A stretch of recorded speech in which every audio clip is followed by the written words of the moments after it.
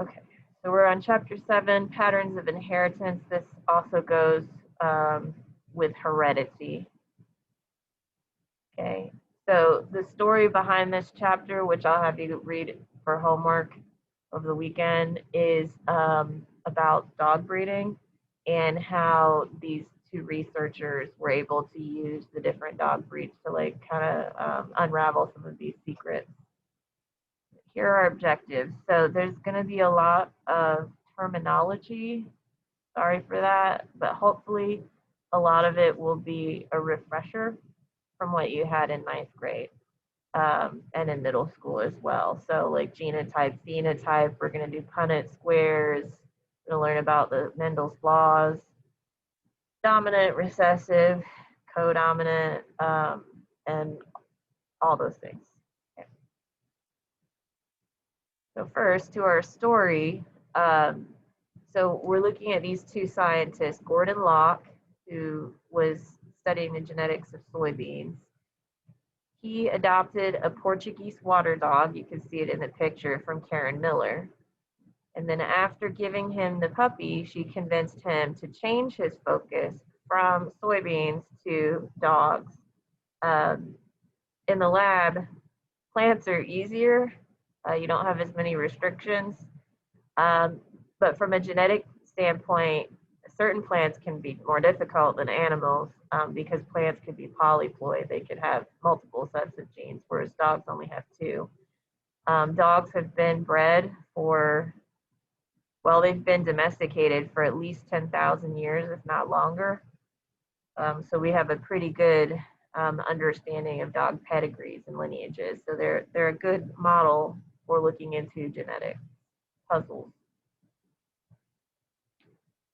Okay, so 3 terms you need to know. So one is genetic traits. So it's any characteristic that you inherit from your parents. Okay, it can be observed with your eyes, it can be observed with a microscope, or you can detect it somehow. So it doesn't just have to be visual. So like it could be a behavior potentially that can be observed, like how water dogs love the water. Not just the Portuguese water dogs, but like Labrador retrievers and things like that love the water. They're bred for duck hunting. But so genetic traits is the larger set, and then the subsets, there are 2. So invariant and variant traits. So variant traits differ amongst the species, and that's what we're really going to focus more on. That's what evolution can act upon, whether it's natural selection or artificial or sexual selection. The invariant traits are traits that are the same in all the individuals of the species. So that would be like having 2 eyes. Okay, that stays the same throughout.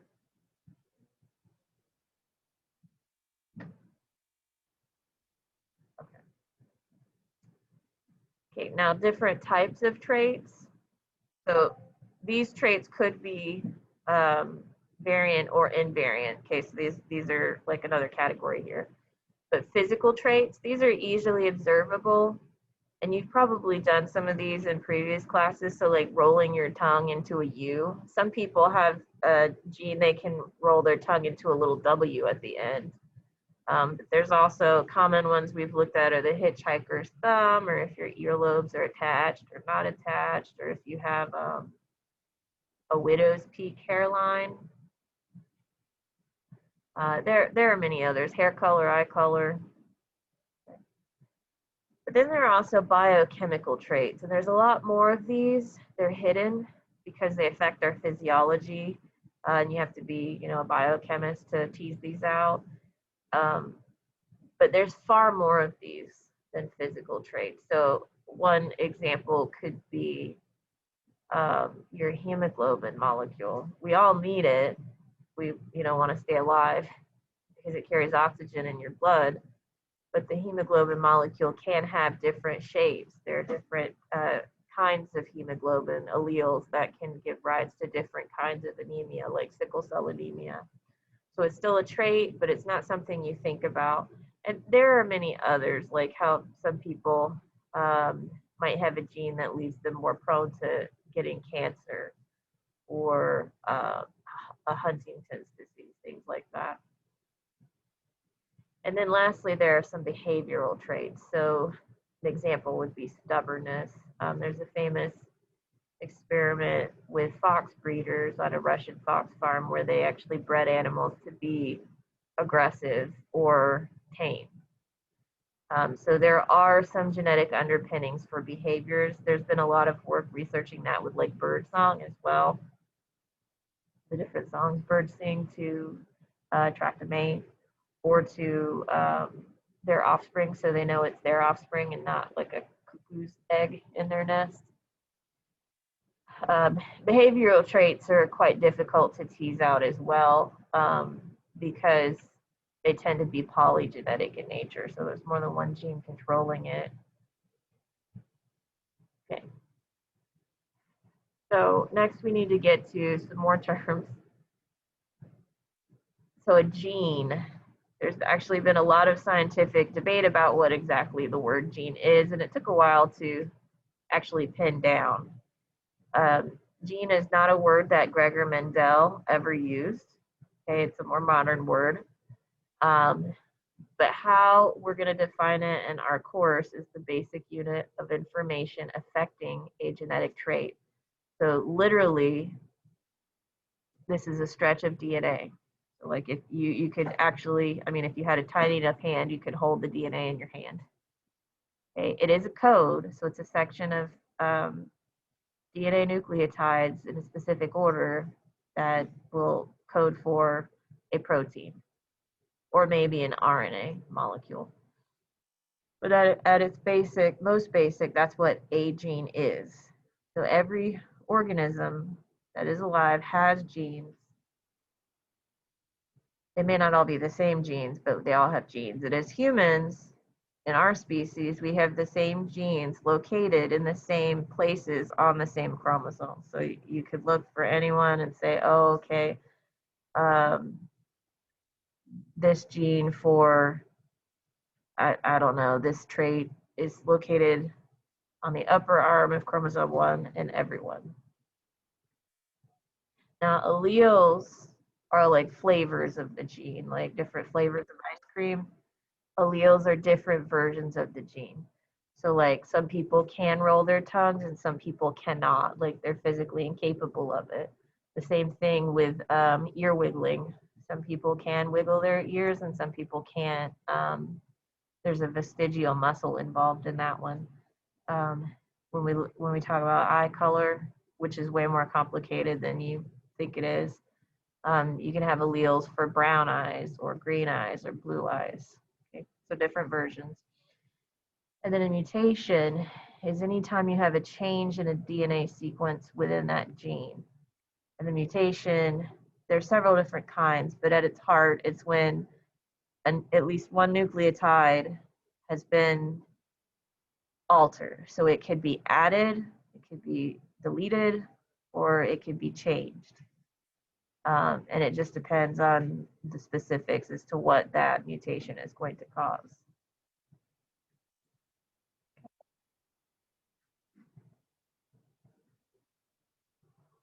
Okay. So here's, this graphic's in your book as well. So basically, if you zoom in, each cell, each person is made of cells as part of the cell theory.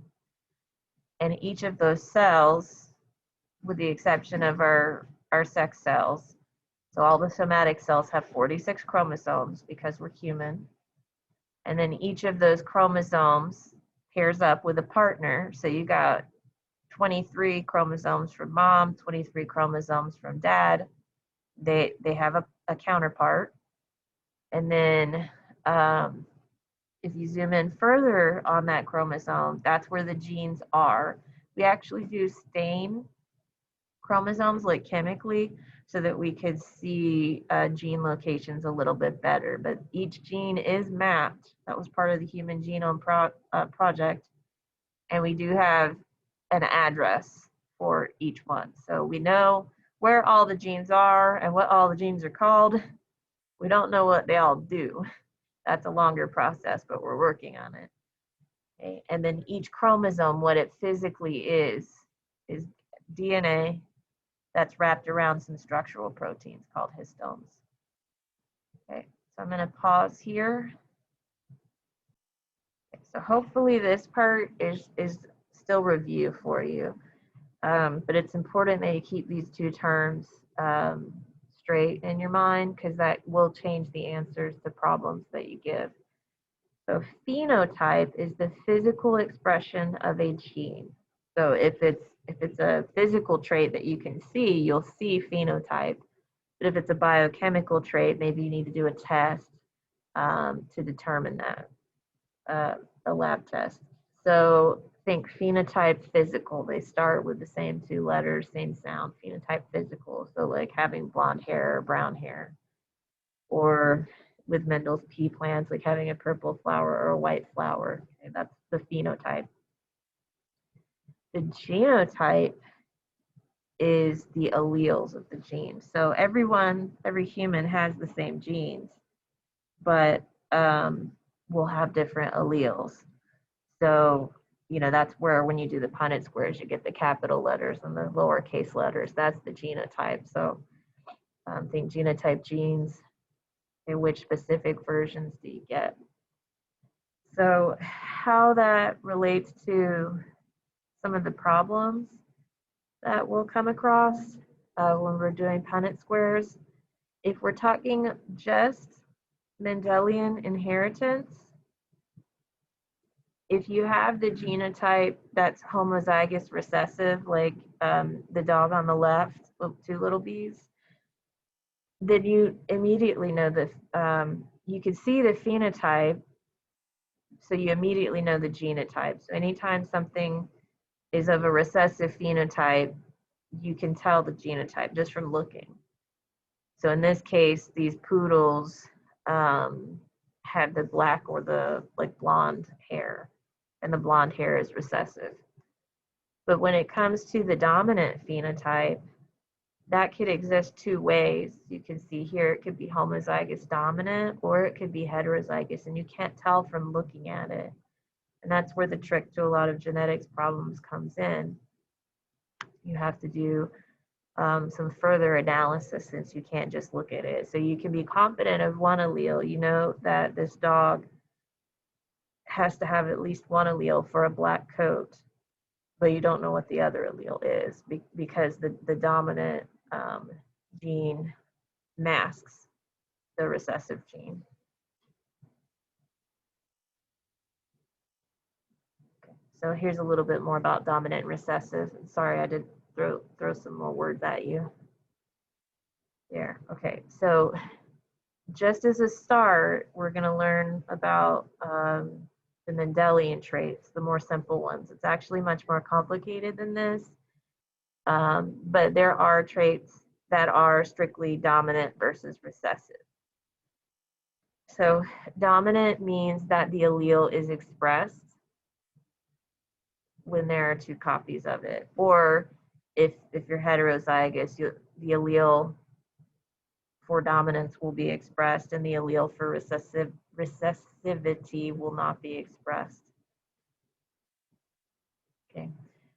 The recessive one, the allele is expressed and seen in the phenotype only when you have two identical copies of the recessive allele.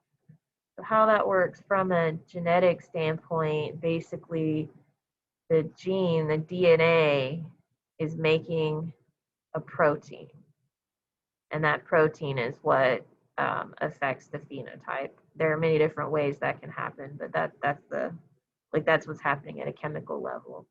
So in the case of Mendel's flowers, the purple flower is dominant because a purple protein pigment is expressed. And the white flower is recessive because no protein is expressed. Sometimes the recessive alleles, it expresses an alternate version of a protein, but a lot of time recessive alleles, there's just no protein made, no protein is expressed. An example of that would be people with blue eyes. There's a mutation that pulls for a stop codon in translation for blue-eyed people. So they don't make any of the brown pigment, melanin, in their eyes at least. And so the blue that you see is actually a reflection from the retina. So people with blue eyes, you're actually looking at the back of their eyeball to see the color. If you have brown eyes, you're seeing the protein further up in the eyeball and the iris. People with O blood, it works the same way. If you have type O blood, there's a stop codon mutation very early in the protein sequence. So people who have O blood don't make that protein and put it on their red blood cell membranes. But people who have A or B or AB blood, they do make those proteins, and it's found on their red blood cells. And that's why type O people can give their blood to any other type. They're the universal donor because they don't have any protein markers that would cause other people to have a reaction to it, a negative reaction to it.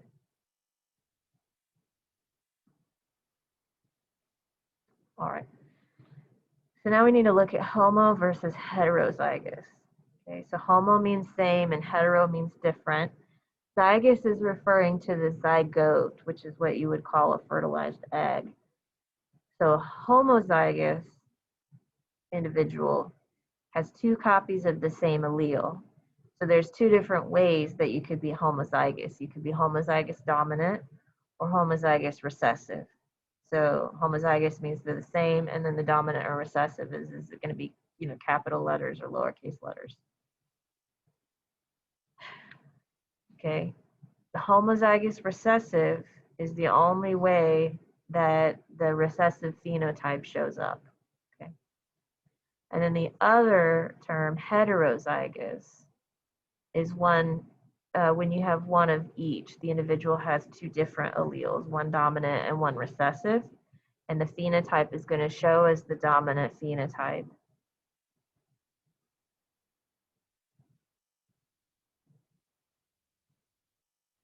So I'm going to pause. Okay, so we're going to go all the way back in time to the 1800s.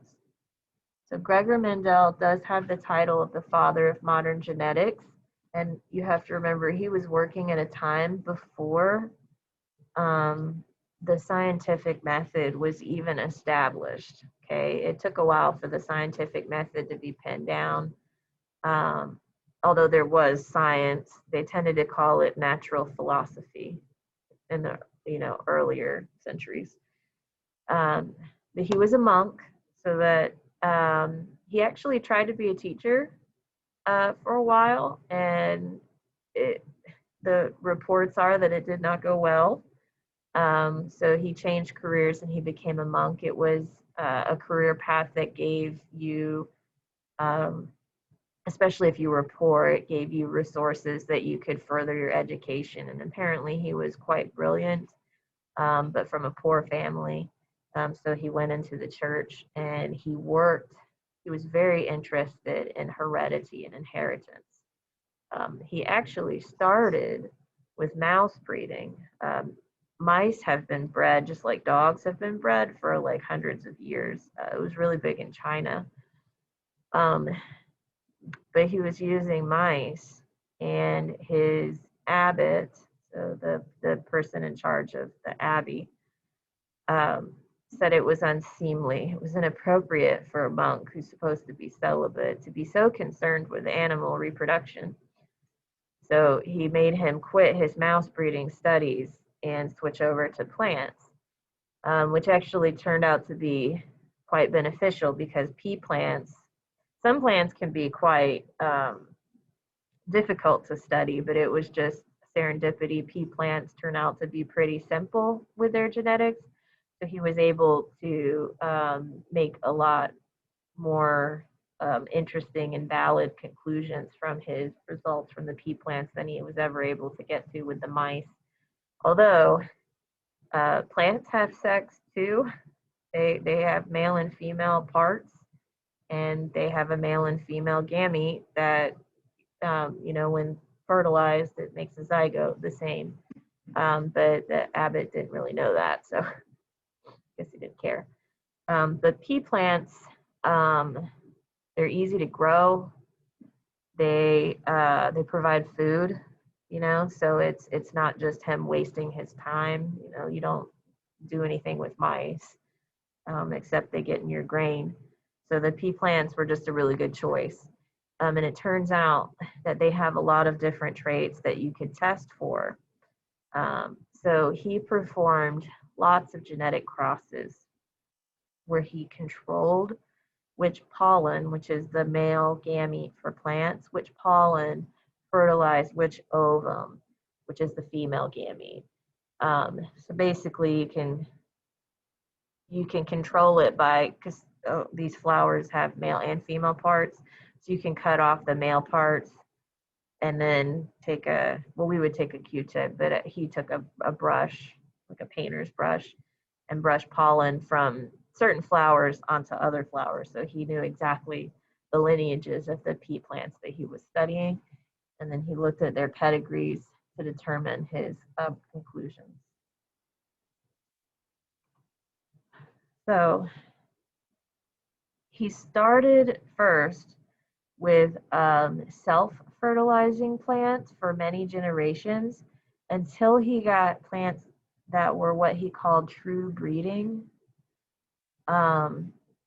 So that meant that no matter how many times you self-fertilize, the offspring always looked the same. So in our language, what he did was he bred them until he had homozygous dominant and homozygous recessive plants. He didn't have those terminologies back then. That came later. But we call that first generation P generation for parent. And then he took those parents, he took one that was homozygous dominant and one that was homozygous recessive, and cross-fertilized their, the pollen and the ovum. So he crossed those two and then looked at the offspring. And the offspring are the peas. The pea pods have peas in them, and if you plant the pea, it'll make a new plant. So you can get a lot of trials because each pea pod has multiple peas in it. He called the first generation the F1 for first filial. Filial means son, like in French, fils. So these were what we know now. These were all heterozygous. But what he could see is that all of the F1 generation showed the dominant phenotype. He didn't see any of the recessive phenotype. And if he had just stopped there, we probably wouldn't be talking about him today, but he decided to go one step further, and he crossed plants from the F1 generation with one another. So he did heterozygous crosses, and the results of that was the offspring came out in a ratio where he had some that were the dominant phenotype, but some that were the recessive phenotype. So the phenotypes, it was a 3-to-1 ratio, roughly 3 of every 4, or 75% were the dominant phenotype, but that recessive phenotype showed up about a quarter of the time, which was really intriguing because during during Mendel's day, the prevailing idea was something along the lines of blending inheritance. So if you had a purple flower and a white flower and you crossed it, they thought, oh, well, you're going to get a light purple flower, but for every trait. So if you had a black dog and a blonde dog, you get a brown-haired dog. Okay. This is kind of showing what he did. So he used a little paintbrush with animal hair to gather the pollen and fertilize between the two plants. And then he would harvest the seeds and then plant the seeds and grow the next generation, and then cross-fertilize again, harvest and plant, and then record his results. And that was also unique. He was very meticulous in his experiments. He kept very careful records, and he did math with it. Basically, he did some basic statistics to come up with his results. I've actually read his paper in the past. I've had students read it. It's pretty understandable in the English version. He was writing in German. But it's really easy to follow even for someone in modern day. Yeah.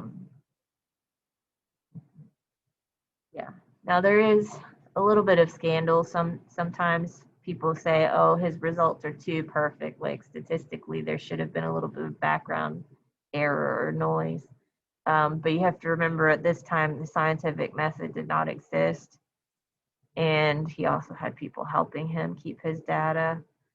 So it's possible, there was a little bit of fudging with some of the numbers, but his conclusions still hold up, even if that did happen. And you can't really consider it a breach of scientific ethics when they did exist back then. I'm going to pause. Okay.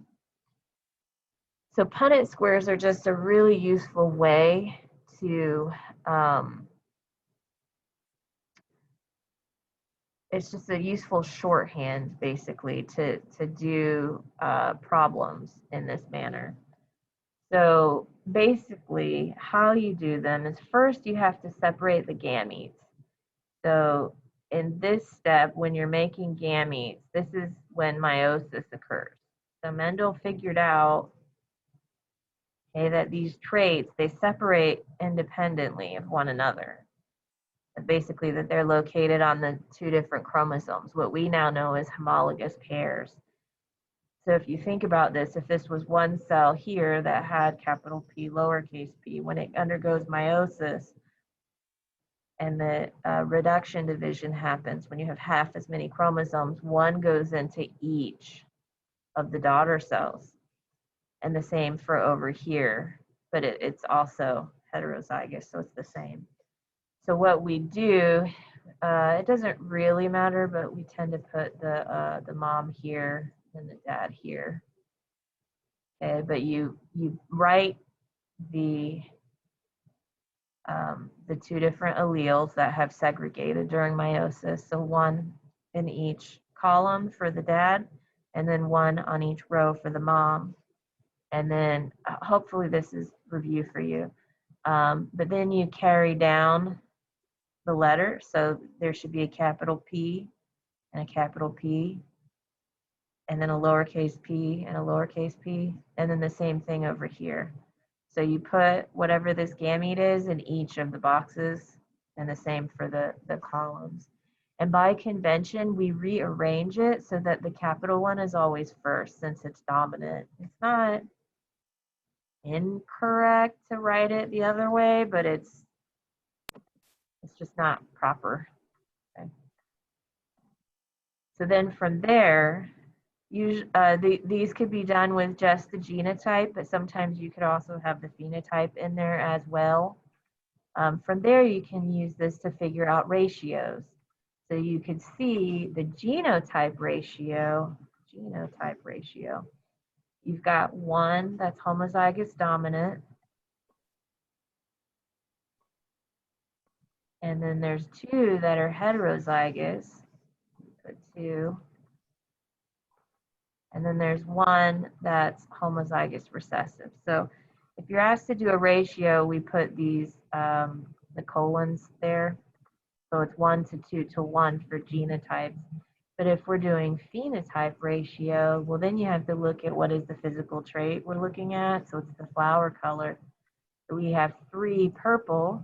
The phenotype ratios are written with words, not letters. So it's 3 purple to 1 white. And this held true no matter how many times he repeated the experiment. With large enough sample size, he always got these results, okay, from the F2 generation. And peas are great because there's lots of peas that come off of the pea plant. We've bred them to be that way, so you have lots of different trials. It's much harder to do that, say, with humans. The average human might have between 2 and 4 children. Not a very large sample size, so it would have been harder to figure out using animals. All right. I'm going to pause. Okay. So just a brief review of probability. It's the chance that it will occur. Probability is not deterministic. So like if you have a 50% chance of, say, a coin toss coming up heads, it doesn't mean that it will come up heads exactly 50% of the time. It's a chance, you know. So you could flip 3 coins, they could all come up tails and never come up heads. Okay, so it's just the chance. And we use the Punnett square to predict probability ratios. So you do need to do some of this in your head with mental math. They don't ask the dihybrid one on the section of the test where you don't have a calculator, okay? But for the monohybrid cross, you'll have, you need to be able to do like quarters in your head. So like 1/4 is 25%, or 2/4 is, or 1/2 is 50%, that kind of thing. So the probability when you cross 2 heterozygous individuals, the probability that you'll get the dominant phenotype is always going to be 75%, because that's 3 out of the 4 possibilities. And really, that's as complicated as our probability gets. You might get a couple of conditional probabilities when we talk about sex-linked traits. So if the offspring is a male, what is the probability of? But we'll practice with those later on. So how to figure out probability is you always take as your denominator the total of all the outcomes. So for a coin toss, there's only 2 outcomes. There's heads or there's tails. Or if you were using a deck of cards, a standard deck of cards, there's 52 cards, so your denominator would be 52. Or if it was a standard 6-sided dice roll, the denominator would be 6. There are many other kinds of dice, but just for the 6-sided dice. But the numerator is whatever like that particular chance is. So if they're asking you heads for a coin toss, well, that's just 1 out of the 2 possibilities. Or if they're asking you for cards, what's the probability of a spade? You'd have to know, well, how many spades are there in a deck of cards? There's 13 over 52. Okay. Or for dice, if you get asked what's the chance of getting an even number, well, you'd have to know there's 3 even numbers, 2, 4, 6, out of the total of 6. Again, this is just a mathematical calculation to predict the chances something would occur. It is not certain. So it's possible. Some people, you know, want to have a boy and a girl. So they have the girl first. Then they think, oh, well, I have to have the boy second. No, that's not how it works. Each event is independent, and it's random each time which outcome you get. Okay. Now, probabilities look more like reality as your sample size increases. So when you get in the thousands or more, then it starts to look like what actually happens in real life. But if it's small, like if you're only having 2 children, that's very small sample size. So it could go either way.